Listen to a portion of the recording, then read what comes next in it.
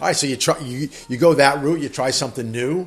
Okay, it sounds like bumps and bruises. Yeah, a lot of bumps and bruises. And because everything's on a straight line. Right. On your way up, you have a little bit of a drop. Sure. You take some hits, and you keep going.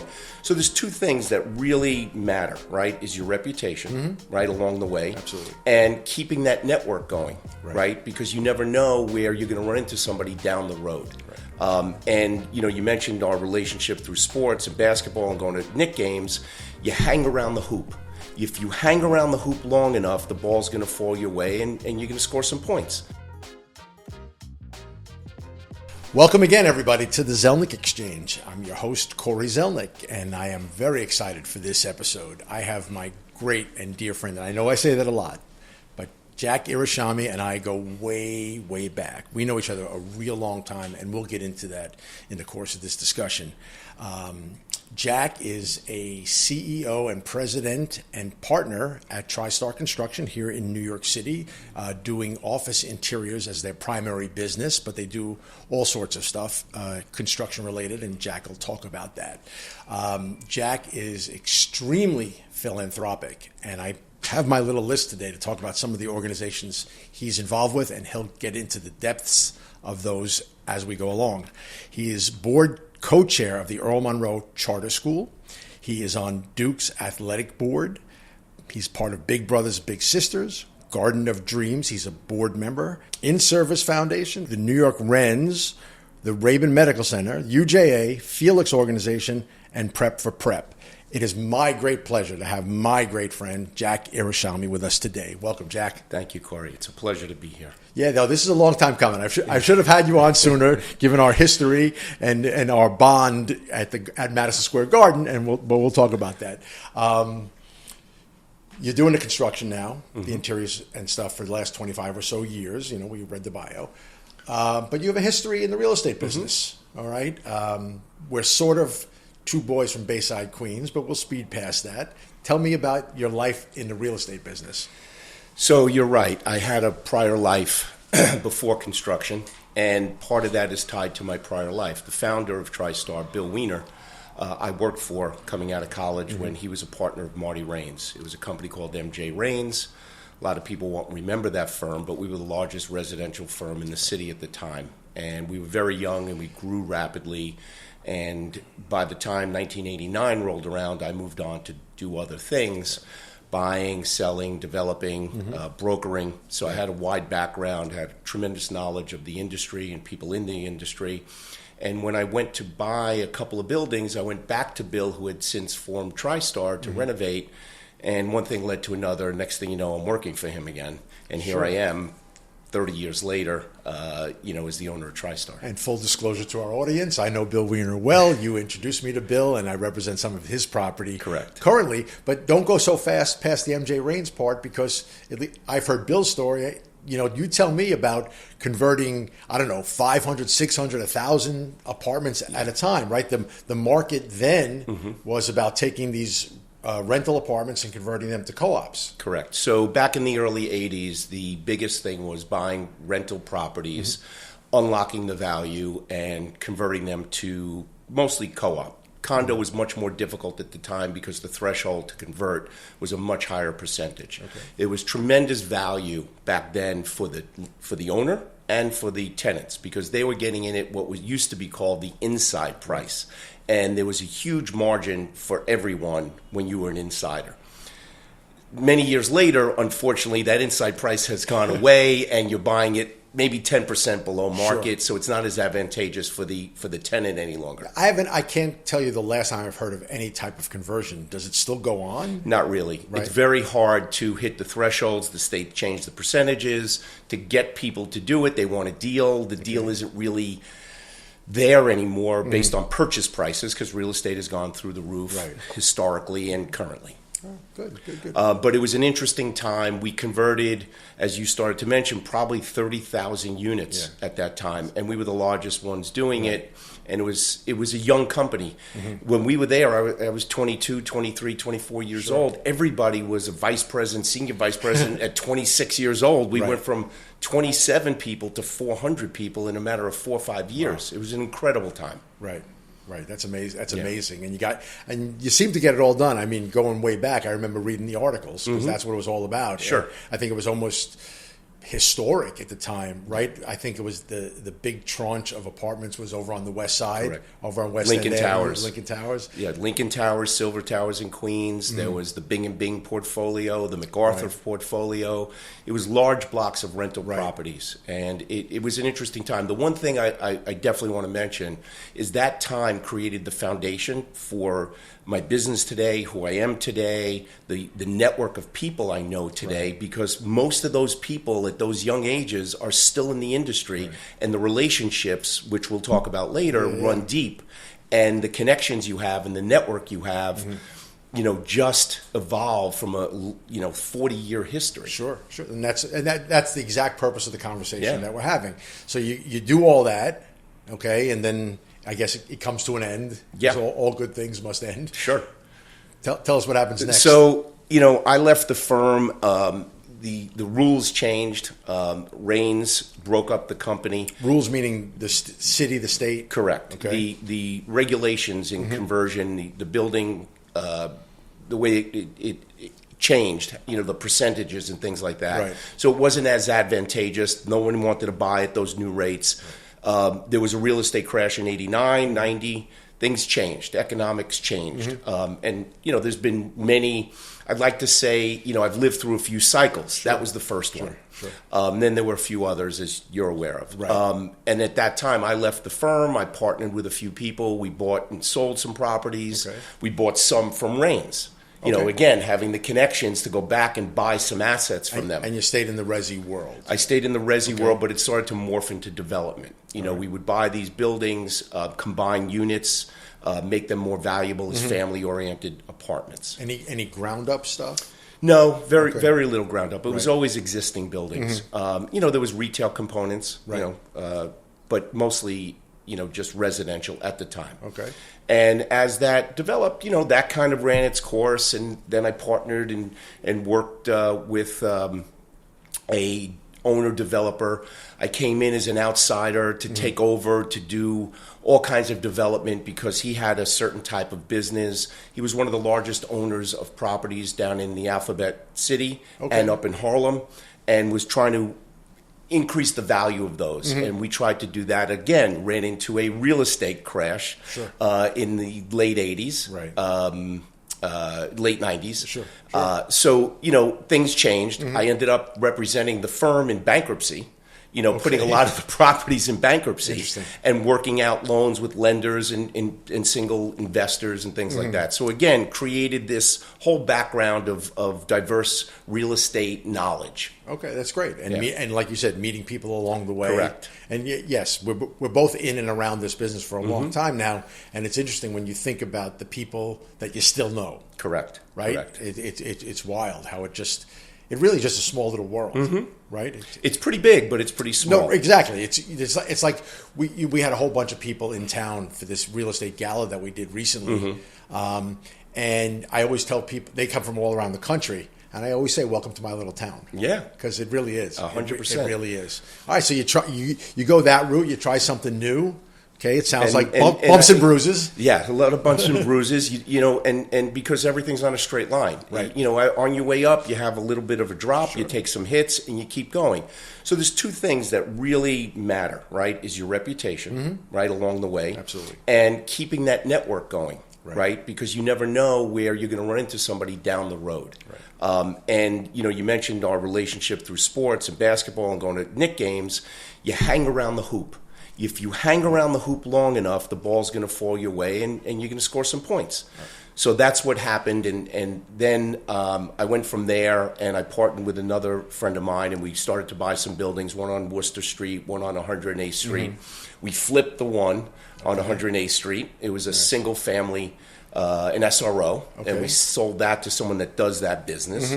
And we were going to develop the other one, and we raised some money with some friends and some developers.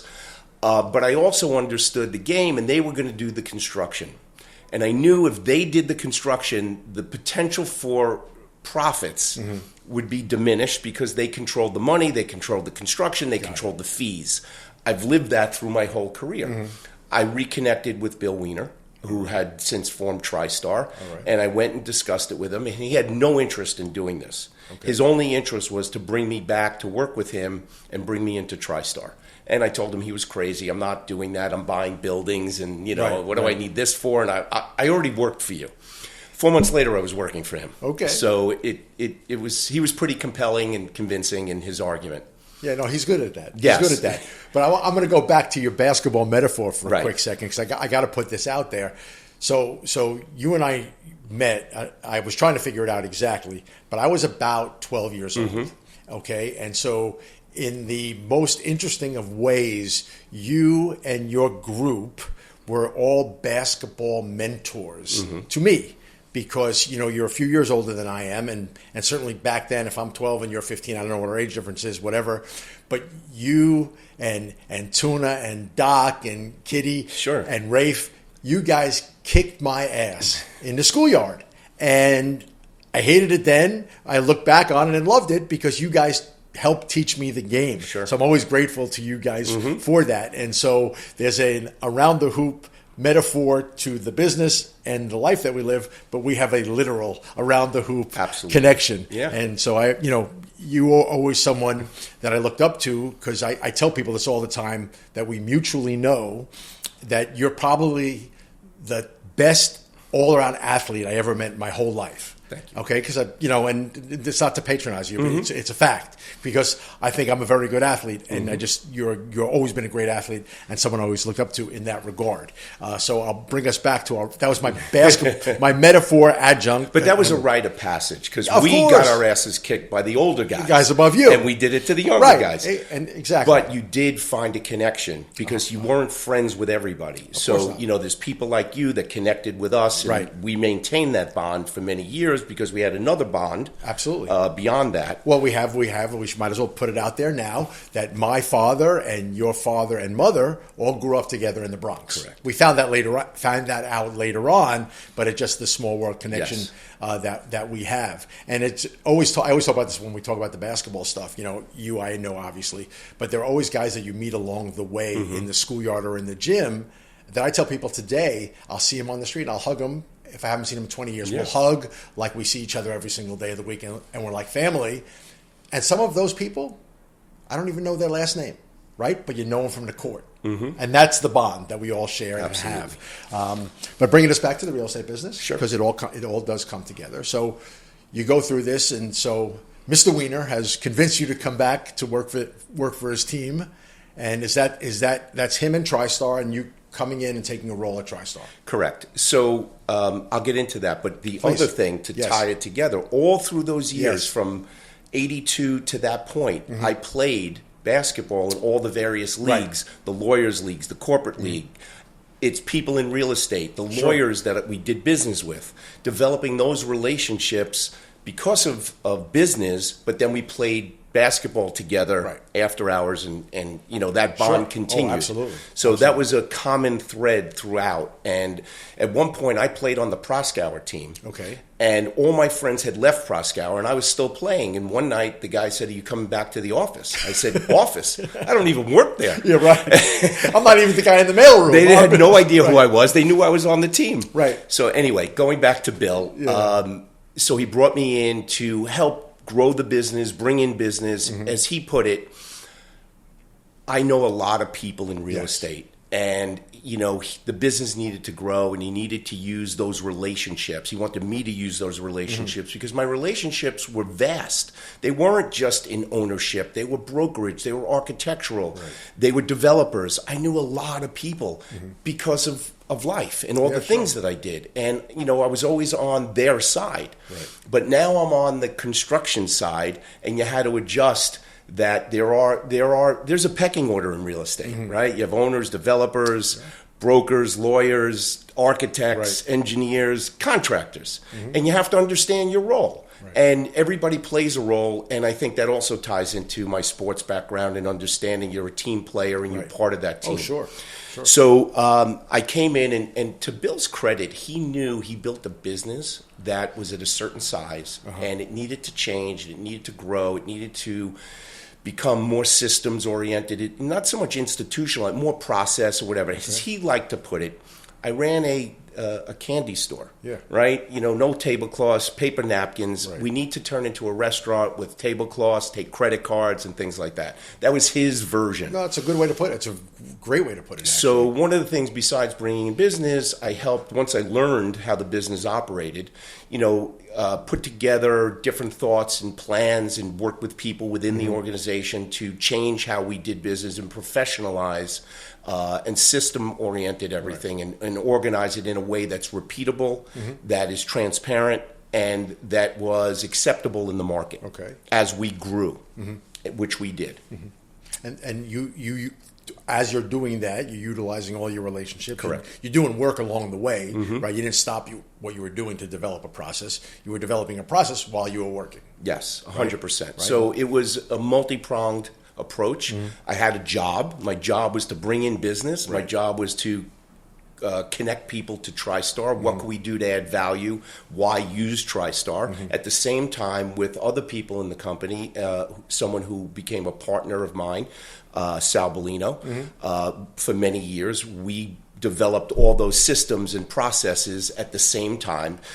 And as you know, the business used to be much more entertainment driven. Yes. And you'd be out every night, whether it's drinks, restaurants, shows, games, and that was much more prevalent at that time. Yeah, sure. It's toned down because of various reasons. People have families; they're not as quick to run out late, but you still go out. It's just different today. Sure. Someone will tell you the tax laws changed, so I can't That spend makes so up- much but money. that was definitely right? part of it. Your accountant will tell you not to do that so much, right? Exactly. But you've always, you're a master networker, and I know that you're big on the golf course. That's a big place for you to do your stuff. And, we talked about it in the intro, but you're involved with these charitable organizations. So you're always involved and you're out there and you're going and doing it. I'm sure all of these various things lead to opportunity. Yeah. At a bare minimum.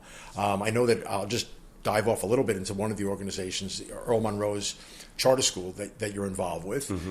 I guess there's fun to say Earl Monroe, right? Because we're huge Knick fans. Right. But I think you wanted to tell me a little bit more about your mom and things like that. Sure. So there's also a real estate component. Please. So I'm actually the current chair of the board because my co-chair stepped down, and who was the founder, Dan Flores. All right. It was his vision. It was his will. I think I remember reading about it initially. Right. Sure. So Dan got the charter. Okay. And I was talking to him for many years about this and thinking it's never going to happen. Right. Sure, Dan. But one day he called, I got the charter. I go, for what? And he said, the school, we got to get going. So what's the first thing you have to do? You have to secure a site. Right. So we had this concept of a school, and Dan's vision was a school about basketball and the ecosystem, but not about the playing of the game. Okay. And it was a very interesting thing, and he had talked to David Stern, the then commissioner of the NBA, and David coined the phrase, a ball in a book could change the world. Because if you mesh sports and education, it could change the world, because if you don't provide education to our youth, there's no hope. Agreed. And if you give them hope, there's a future.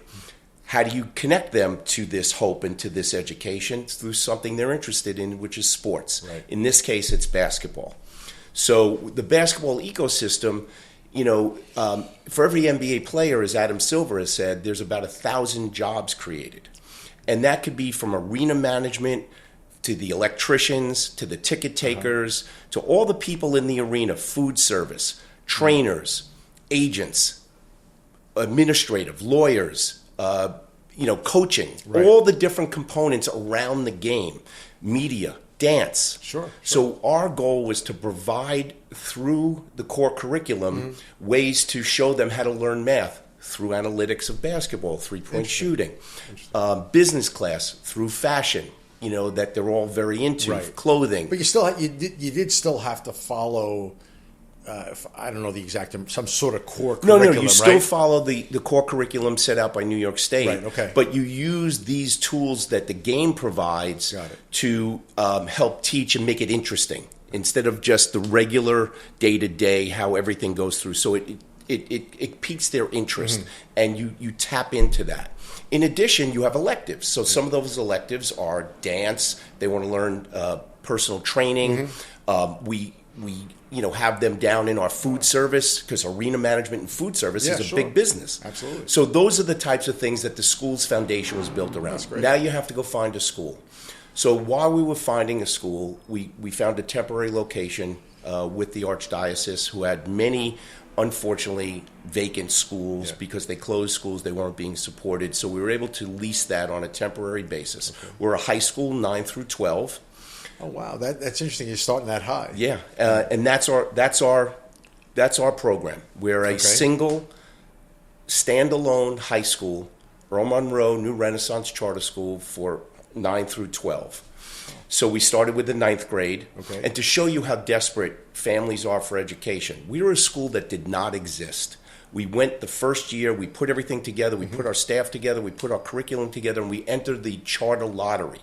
We had 660 applicants for 110 spots for a school that did not exist. Wow. So it was pretty powerful and pretty moving, and we knew we were onto something. So while this was going on, I was charged with helping find a site. Okay. And we looked at many sites because we had some relationships with developers that owned a lot of property in the Bronx, and we knew that's where we wanted to be. We tried to find some things just didn't work out. We had some partnerships with people that really wanted to do it, but the economics didn't work. Right. And then we found a site, which we're currently building, a 69,000 square foot building opening in September this year, that we're going to transition over the summer. State of the art, never been done before at this level for a charter school. Okay. And we find this developer. He has a site. It's on 3rd Avenue off 156th Street in the South Bronx. Yeah, sure. Great location for accessibility, and purposely, it's in arguably the poorest school district in the city. Yeah, you're north of the hub. Correct. And I know the makeup of the neighborhood. We've done retail leasing business up there. Right. It's a tough crowd. It's a tough crowd. And unfortunately, COVID really put a kill on the neighborhood. Right. If retail all went out of business, we believe the school will be transformational for that neighborhood, because you have 440 students, you have teachers, you have parents, you have after-school programs. Some developers have finally started putting some residential there. So we believe you build it, they will come, and retail's next, which you know better than anybody. Yeah, sure. So we've been very involved in that, and so what happened because of that, I have, and my firm TriStar has helped oversee the construction. There's a developer, there's a contractor, we have an architect, Kimberly Murphy, who's been a godsend of ESKW Architects, who's been our advocate. Okay. But here's what made it special for me. We see the site, and I'm now leaving the Bronx, and I'm heading out to Long Island, and I put on Waze to get out of there. Yeah, right. I just didn't know the Bronx well enough, and I go 2 blocks, 3 blocks, I'm stuck at a light. I look to my right, there's a public school. Right. PS 140 on Eagle Avenue. My mom was a 6th grade teacher there. Oh. And when we lived in Flushing, Queens, I went there for kindergarten and 1st grade because they couldn't leave me home. Right. And I call my uncle. I tell him, this is unbelievable. I have tears in my eyes. Yeah, sure. I mean, this is crazy. Yeah. And then I called Dan. I said, this is definitely the site. Right. And that's how we were off and running, and now we're opening in September. That's amazing. So you're still operating out of a temp location. In the Bronx, in White Plains, and now, how long has it been? How long has you had the temp location? How many years have you been doing this? This is our 5th year. Oh, okay, great. So we had our first graduating class last year. Nice. 93 kids graduated at a 98%, and this is the real testament to the kids and our teachers. Okay. They came in 9th grade. 40% of them had less than a 4th grade reading and math level. That's an indictment on the Board of Education's school system and what they're promoting and the disservice they're doing to our kids. But also it shows you the kids want to learn. Right. And you just need the right tools and the right teacher and the right commitment to give them the opportunity. And they graduated. That's and awesome. It was an amazing experience to see them graduate. Is Dan still around? Dan is still around. He is the founder and he's the visionary. Yeah, I know his name. I don't know him. He's a huge publicist. I'm surprised we don't hear more about it. This is something that you should be screaming from the hilltops. We fortunately have had quite a bit of PR, in the groundbreaking. Yeah. We've had some articles in the Times, in the Post. There's going to be a lot of press when we move into the new school in September.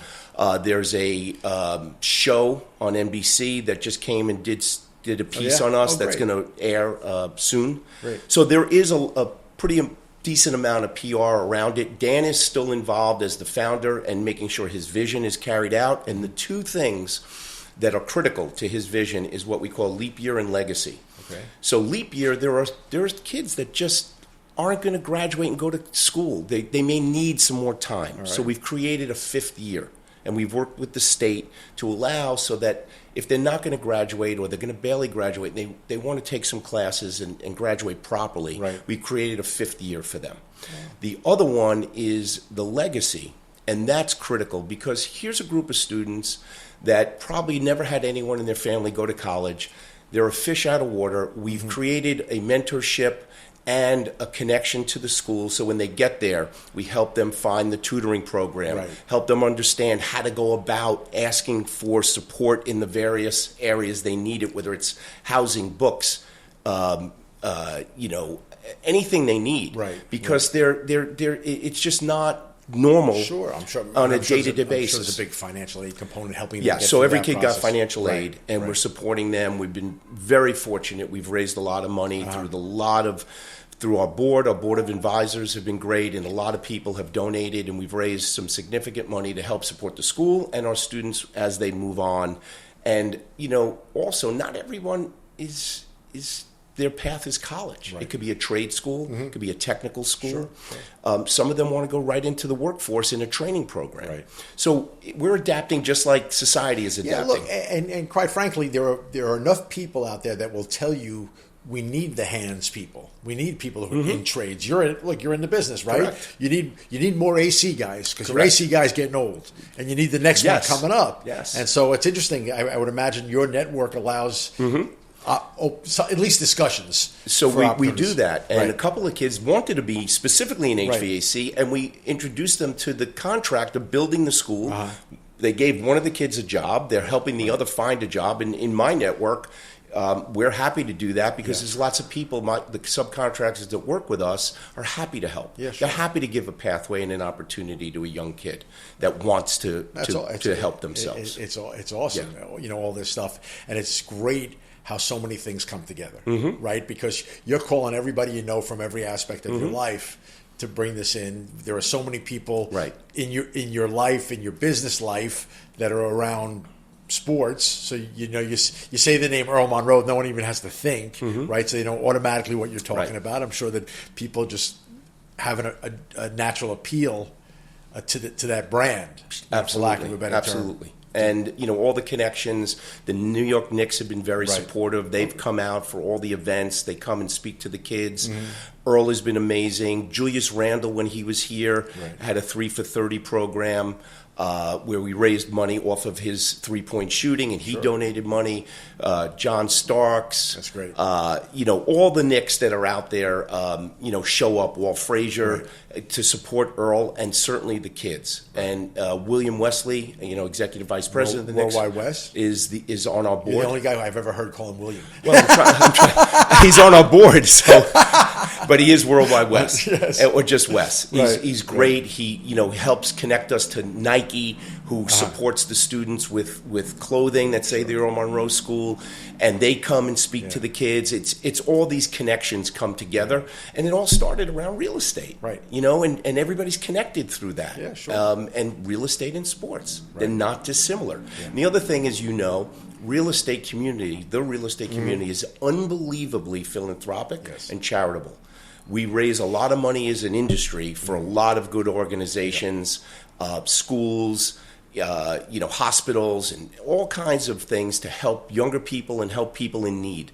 And the amount of outreach that I've gotten from people to support this is incredible. People that I don't really do business with. People just heard about it and know we're helping young people advance themselves. Yeah. It's tremendous. And I think it's great that we as an industry, and I say we meaning you and I, oftentimes I find for some of the philanthropic work that I've done is that not everybody wants their name on the door, and I think that's a wonderful thing. They're happy to write the check, and they'll put the money to work. They want to see it go towards good things. So I think it's a little. We get beat up in the real estate industry sometimes. All the money, whether it's all the money you make or brokers being brokers or whatever it is. But we are, as a whole, we give a lot of money back. Yeah, 100%. And I don't think people realize the amount of money raised on a yearly basis through all the different events, charities, galas, golf outings. Sure. It's in the tens, maybe hundreds of millions of dollars every year through the real estate industry that gets raised and dispersed to all these charitable organizations that need it more than ever because the government cuts back on some of the funding, and you need to continue to do these things. It's tough, and you got to ask. Absolutely. You got to ask. And that's the first thing about real estate. That's right. You got to ask. You got to ask for the order. Sure. And that's okay. Yeah, no, it's great. It's great. And there are some people that prefer to give money to certain things than others. Oh, absolutely. And that's great. Oh, please. You see something, and some people will look into the depths of the affiliation of that particular charity, and they may say no, and they'll go somewhere else. But the money will still will still come out, and I think that's great. Let's talk a little market. How you seen? How's the workload? Everything we hear today, the market in general, Class A office space, keeping you busy. What are you hearing from your clients? What's going on out there? So fortunately, we're extremely busy, and we've been very busy for a period of time. And the projected on a go forward for the rest of the year, and projecting, believe it or not, you start looking into next year. The backlog is pretty good. That's good. The industry in general is busy. Landlords, contrary to what you believe, office space is leasing at a pretty rapid pace. There's a lot of velocity out there. We are extremely busy. There's a lot of new deals that are going on all the time. We're at meetings and presentations. I think that the Class A office space in general, there's not a lot available. I heard something. I think it was Mary Ann Ty. I read a quote that Class A office space through 28, some of it's not even developed yet, is already committed. So there's like a future shortage of Class A office space. Correct. Because for many years, there was no new development of office space. Only recently, there were a few buildings. One Vandy, there's a couple going on Madison. They'll potentially, hopefully, continues to go forward on Park Avenue because of the whole blow up with Citadel and our current mayor. But that's it. The rest of it is, as you said, there are leases being signed out from under people that don't have a right of first refusal, that another tenant who's bigger needs more space, and they're signing forward commitments, 27, 28, 29. It's an ugly game a little bit. But we're busy. One of the great things for us is that we have a very strong relationship-driven business, so we tend to keep our clients for many, many, many years, several lease terms. They move, we stay with them. We're constantly doing work in their space to modify space to get them through the short term. So things are pretty good. That's great. And are you guys involved at all? Going sort of full circle in this conversation, are you involved with any conversions to resi? Are you involved in any projects? We're currently not. We've been included in some of those conversations. There's quite a few going on downtown. Most of the ones, they're self-performing and they're bringing in some of the largest firms in the city, but we look at it, there are some that we would be willing to do depending on size, because at the end of the day, what are you really building? You're converting offices into apartments. What's an apartment? 2 bedrooms, those are small conference rooms. What's a pantry? It's a kitchen. A living room is a conference room. So there's not that big of a learning curve for us. We've done residential, but the infrastructure changes. Where the elevator may be has to change. So those are the kinds of challenges that are out there. I remember reading early on when they were offering tax incentives, there's housing shortages, we're going to turn all of these offices into residential, and they were forgetting about floor plates, right? And you know better than I do, but in terms of air and light in the apartments, the elevator cores in the middle, we can't do all that stuff. It doesn't work. Right. But it does seem like, if you look around the city, from 50,000 feet, there's a fair amount going on. Yes, and most of it is downtown because of floor plates. And also the cost of the acquisition. Some buildings, even if you pay zero for the building, the work it would take to change the infrastructure because of light, air, code, zoning would be too much to make it viable. They're just buildings that don't work. So There's some challenges, but there's enough going on, and that also reduces the amount of office space available, even though that was Class C, Right. because it was old stock. Sure. It's just less space available. Yeah, and we see that, in the retail world broadly, not so much in New York, but broadly across the country. There has the cost of any type of development. Like you say, you put all this money into these things and you don't get a return. And what we're seeing across the country is that development costs are so high. And so in my world, when you read about, 7-Eleven closing 700 stores or Starbucks closing 600 stores, Right. they get absorbed in a heartbeat because no one's building anything new. Correct. So the next tenant, thankfully, is waiting to fill those spots. So, the way, it's our world, right? It's a constant evolution. You talked Correct. about the various things we've all gone through. And there's always a cycle for different types of industry to take space. Exactly. Certain industries are in favor. They take a lot of space. They go out of favor. A different type of industry. Or they bubble, right? So right now, in the office space, it's about the AI. It's about the AI businesses, and in the field, it's industrial and data centers. Right. So we'll run that cycle. Right. But, here in New York, which has always been a financial center, there's a lot of technology, a lot of financial firms. Legal has taken a lot of space. Because they need to service all these industries, and they're using their space differently. And that's the key. They say, oh, AI, why do you need all these lawyers? It's not just the amount of people. It's the type of space and the work environment that you're providing for your clients to visit, how the employees operate, and the amenities that they want to come in every day. And, all of that has changed, obviously, over the last 6-7 years. It's great. So that means they got to call TriStar Construction Correct. to renovate, rehab, and build from scratch. Yeah. And sometimes we advise not to spend money. Right. Let us do a partial renovation because, like anything else, a relationship means you have to be honest, and it's a long-term view. Right. And sometimes my recommendation is, Corey, don't do this. You're spending money. You're going to be moving in 2 years. It's not worth the outlay. And we try to give honest advice that works for the business. And how I could speak to that is because of all those years of experience on the real estate side. I understand the real estate business or your operating business. Right. And then we layer that in and figure out and do some numbers and say, you know what? May not make sense. We just worked with a client who has 2 years left on a lease. We were going to do a several $1 million renovation. We worked with them, provided budgets, and we concluded together they shouldn't spend the money. Crazy. Wait another year, go make the big move, and don't spend money twice. Right. That's a long-term view, Sure. and that's how you develop these really deep relationships with clients because they know you're trying to help them, not necessarily help yourself. And that's the perfect way to close out. You're great at what you do. It's a relationship business. You personify that, and that's how you go about doing this. And that's why you have a track record for 25 plus years building these spaces. You're probably going to build them for another 25. It's been great spending time with you. I love talking about our story, and we'll see each other real soon down at Absolutely. MSG, and we'll continue to talk, and we'll continue to be friends. And I look forward to it for a very, very long time. Thank you, and thank you for the opportunity. It's been great watching you over the, grow this podcast has been amazing. Because of our connection, it really is special.